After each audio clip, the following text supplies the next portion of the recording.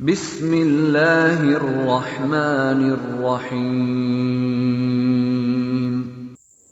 خواب میں کتاب دیکھنا۔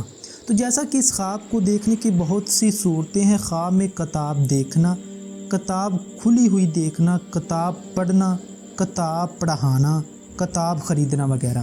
تو ہم تمام کی تمام خوابوں کی تعبیر اس ویڈیو میں ہم آپ کو بتائیں گے، تو آپ سے گزارش ہے کہ ویڈیو کو اینڈ تک لازمی دیکھیں۔ خواب میں کتاب دیکھنا، یہ علم و حکمت پانے، مال و دولت حاصل ہونے، فتح حاصل ہونے، برائی سے بچنے، رنج و غم دور ہونے، عزت و مرتبہ بلند ہونے اور عہدہ میں ترقی ہونے کی نشانی ہے۔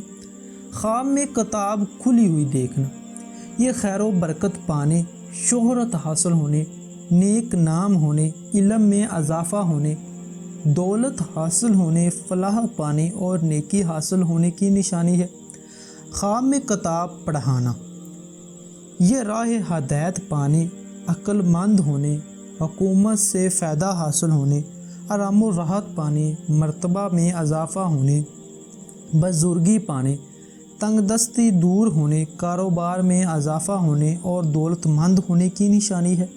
خواب میں کتاب پڑھنا، یہ مشکلات دور ہونے، عمر لمبی ہونے، مراد پوری ہونے، عزت و مرتبہ بلند ہونے، مال و دولت میں اضافہ ہونے اور عیش و عشرت پانے کی نشانی ہے۔ خواب میں کتاب خریدنا، یہ رنج و غم دور ہونے، ترقی حاصل ہونے، دشمنوں پر فتح حاصل ہونے، سرداری پانے اور عہدہ بلند ہونے، رزق میں اضافہ ہونے کی نشانی ہے۔